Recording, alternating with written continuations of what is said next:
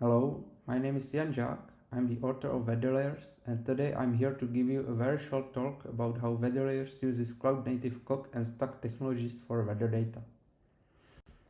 WeatherLayers consists of a cloud service providing weather data pre-processed for visualization and a ready-to-use visualization layers, which can be integrated with major web map libraries. WeatherLayers aim to allow customizable client-side rendering from a single data file, so that customers can configure rendering on the client as much as possible. This means we need to preserve the original data values. Let's take GFS data source as an example. GFS with 0.25 degrees resolution consists of 1440 times 720 values worldwide. COG is perfect for storing and transmitting such data because it allows to use a floating point data type for continuous values. COG also has a built-in support for various compression methods. There is the usual deflate compression with a floating point predictor. Also, since GDAL 3.3, it's possible to use layer compression. On front-end side, COG can be read using Geotiff.js library. We contributed layer decompression to Geotiff.js so that now it's possible to use layer in the whole stack between backend and frontend. There is a great blog post benchmarking various compression algorithms which I recommend you to check out. You might wonder whether it's better to use COG or ZAR for such data. Well, we are not sure yet. ZAR emerged more recently and we are definitely going to evaluate it against COG. By default, if a visualization tool doesn't know anything about the real meaning of a raster COG, it can visualize the data with a dynamic color palette. The most simple dynamic color palette is grayscale.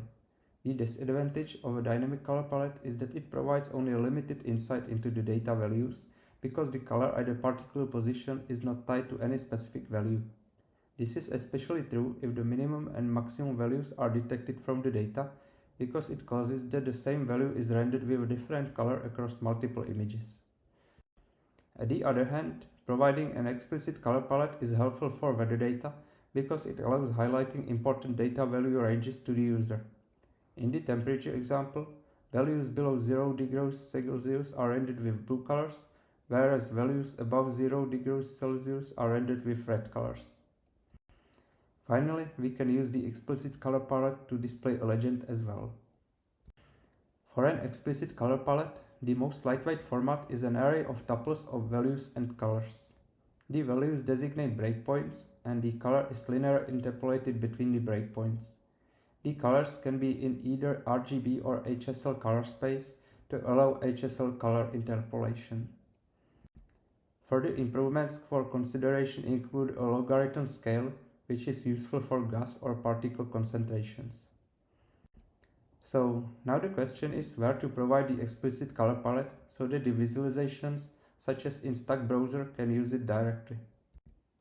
Firstly, I should mention that there is a possibility to store a color palette into COG-TIFF itself, but this is limited to mapping discrete values only and it's not extensible. At WeatherLayers, we are testing the possibility of providing the color palette with a custom STAC extension. There are multiple public STAC proposals covering the color palettes, but they all seem to be focused on mapping discrete values, so we are not sure which of these extensions would be the best fit for visualization of continuous values. Now I ask you, if you are interested in this topic, please join the discussion in the raster extension and provide your thoughts at the link below. Thank you so much for watching. I'm looking forward to your feedback. If you are interested about more details about WeatherLayers, please visit our website, follow us on Twitter, or you can send questions or comments directly to my email.